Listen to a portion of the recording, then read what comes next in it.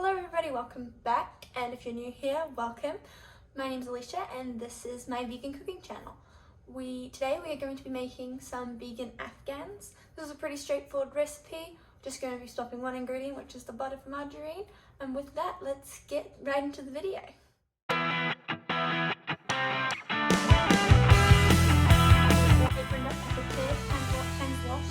We're going to start with the video. Today I have pre-prepared most of our ingredients with the exception to one. I'm just going to read through or tell you what ingredients we're going to be adding. Afghan's are a very simple recipe, but before we do any of that, we're just going to preheat the oven to 180 degrees Celsius, bake.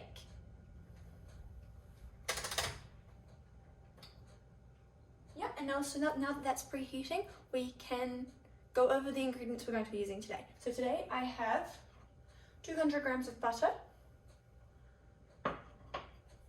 1 1/4 cups of flour, half a cup of sugar. You can use caster sugar. It is recommended to use caster sugar and is a lot faster. However, we don't have any caster sugar. I could chuck this in a blender, but I am just going to use it as is. It'll just take a little bit longer to cream with my butter and sugar.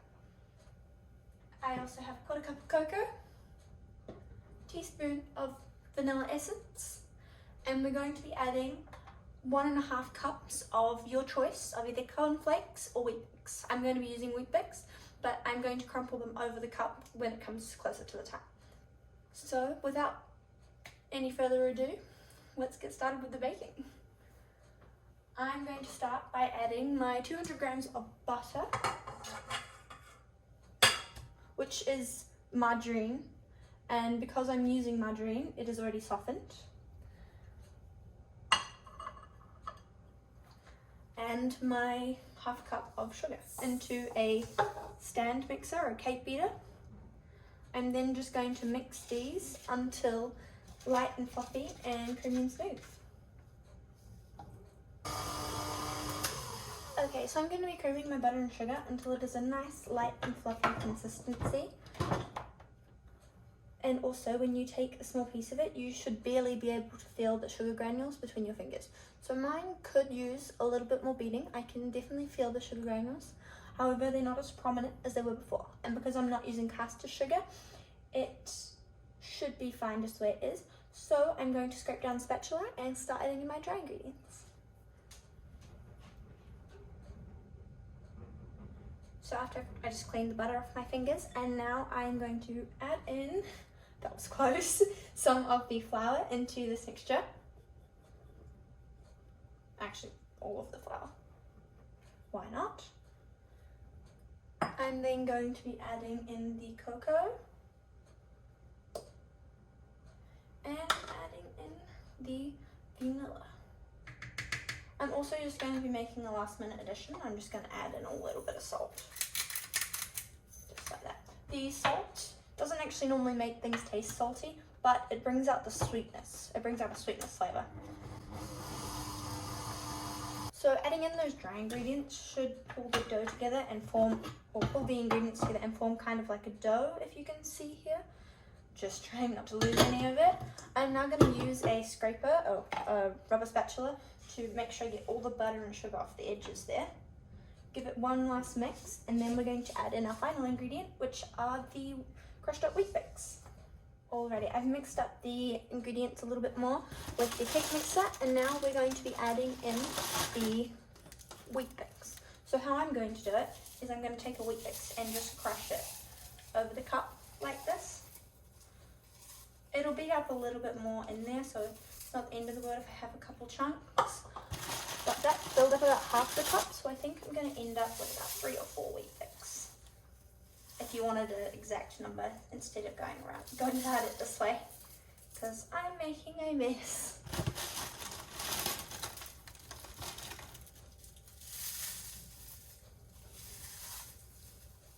Ooh, so that's quite a big cup, but the more the merrier in my mind.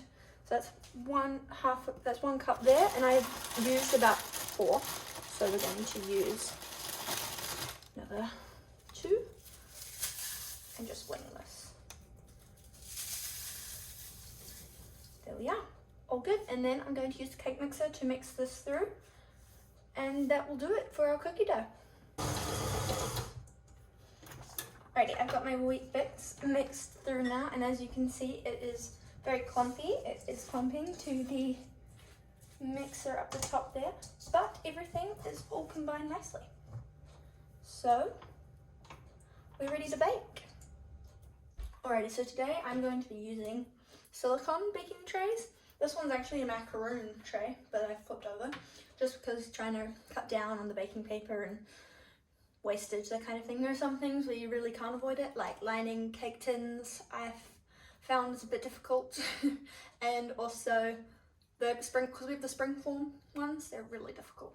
But for cookies, they're perfect. Alright, so I'm going to take about a tablespoon or so of the dough using my clean hands here and just roll it. That is quite a big one. We'll just take a little bit off that and place them on my tray. I'm going to make sure that I place them so that there is a good amount of space between them so that when they cook, they do not form into each other and we end up with one big cookie tray.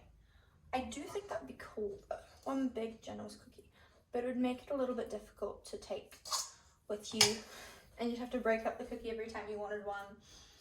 Just logistically, it's not a, or functionality is not quite the same as little cookies.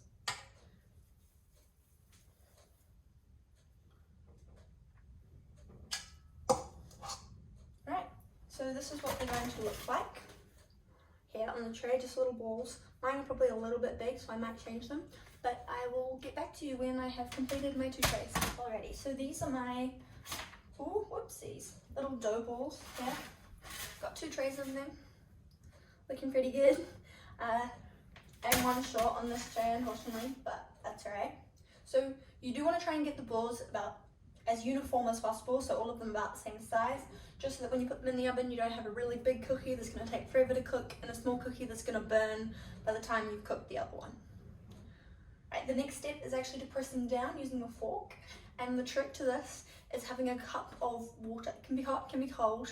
I'm just going to use cold water, and you dip your fork in every time you push it down, so that way the cookie ball doesn't stick to your fork. It's magic, really. Alright, so here I've got my mug, probably about half full of cold water, and a fork. Just here, you can see the water drip off. And we're just going to start pressing them down. Just as simple as that. And then they have the cute little fork marks as well. If you want, you could go back over and do the little crisscross pattern. But I'm going to ice mine, so you're not really going to be able to see it anyway.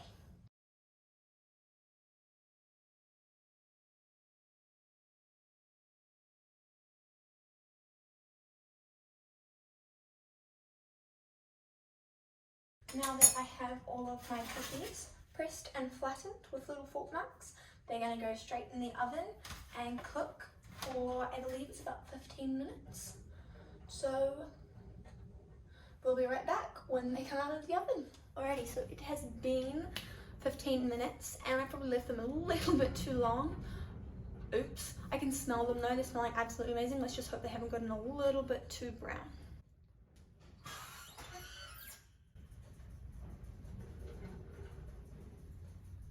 No, they actually look pretty good. Ready? Yeah.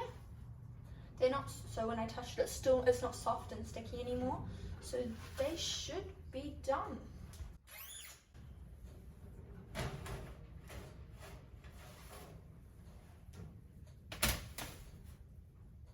These ones here were actually on the bottom of the oven, so they don't seem quite as ready. I'm going to pop these ones back in, and I may actually just chuck these on the bottom as well. They look alright, they could be done, but they still look a little bit wet to me, so I'm just going to chuck them in for another 5 minutes. Alrighty, we're back again. It has been 5 minutes. I will turn that off. Alright, time to check on them again.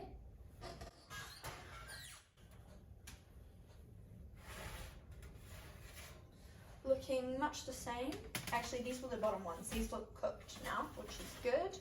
And they haven't gone burnt, which is even better. that little one there looks a little close. Right. Perfect. That'll do us.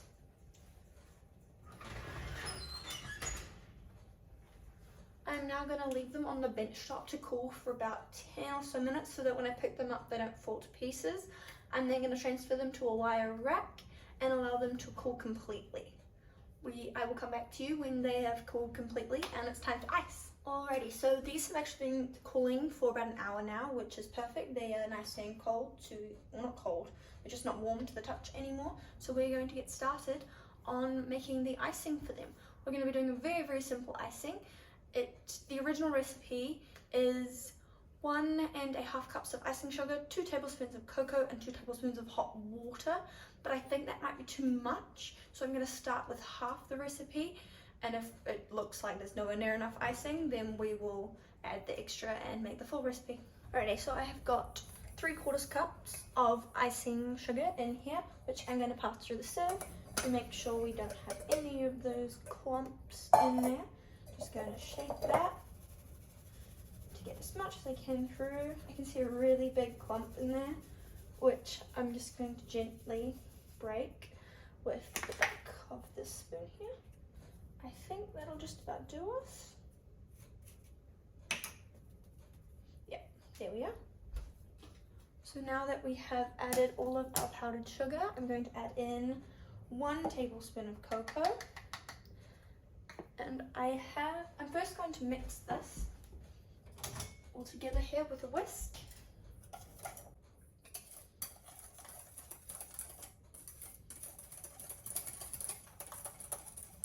I really should have sieved the cocoa as well.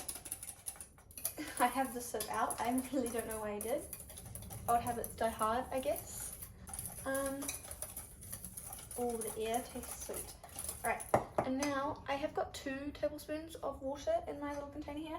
So I'm just going to add a little bit at a time. And see how we go. They definitely need a bit more. Last thing I wanted was to add too much water and then have to go back and add some icing sugar. So we'll take this nice and slow. I'm definitely going to need more though. So it's coming together nicely, but it's still quite sticky. I want it to be a little bit more flowy than this. I'm using also, oh, that was too much. Important to point out, I'm using warm water. Oops, that was indeed a little bit too much. Can you see how I've made it almost a little bit too runny? This is close to the consistency you want, except for I have added a bit too much water. But we're going to run with it and use it anyway.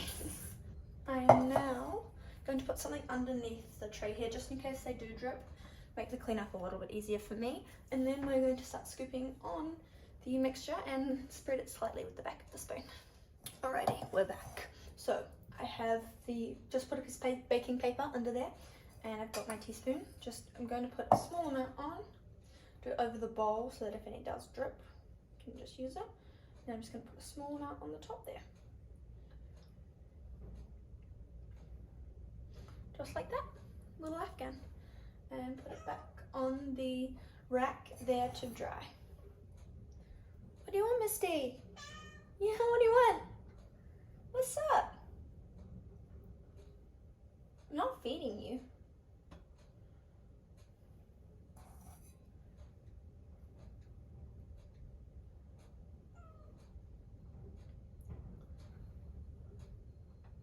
So that's 3 of them just there. So because my icing is a little bit runnier than I would like, I am about 80% sure it's going to drip down before they dry.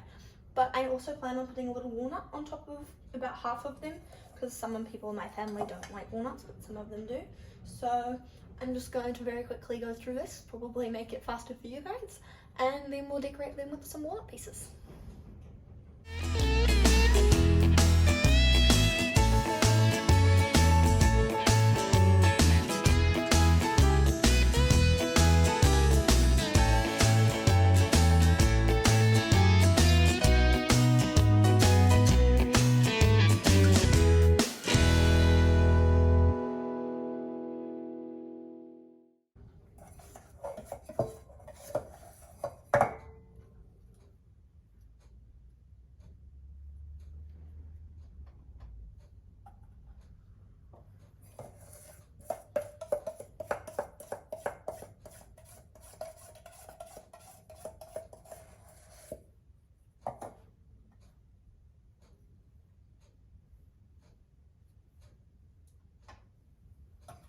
all done.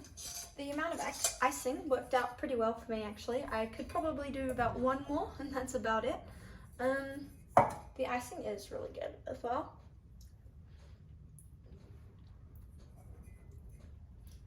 A little bit sweet, but perfect. It'll go nice with the biscuit. Yeah, last thing to do is top them off with some walnuts. Alright, so just here I have some walnut pieces. They are whole, I believe. Yep. Do you believe they look like little brains? I always thought that. I'm going to be using just some pieces really, or probably about half per biscuit. My biscuits are a little bit small to be using whole ones, so just half them. And maybe on the smaller ones even less. There we are. I think that's all I'm going to do for the walnuts. Actually, we'll just do one whole one for photo purposes. But other than that, I'm going to leave those ones on ice because I do know that some people in my family don't particularly love the walnuts on top. But I do, and other people do, so bit of a mixture is good for us. It hasn't actually dripped too bad, but I can see one or two of them are going to drip, so I will leave them like this until they dry. But that just about does it for this video.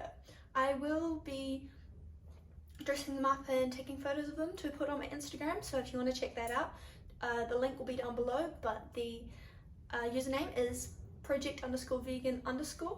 Feel free to check those out, and I hope you enjoyed the video.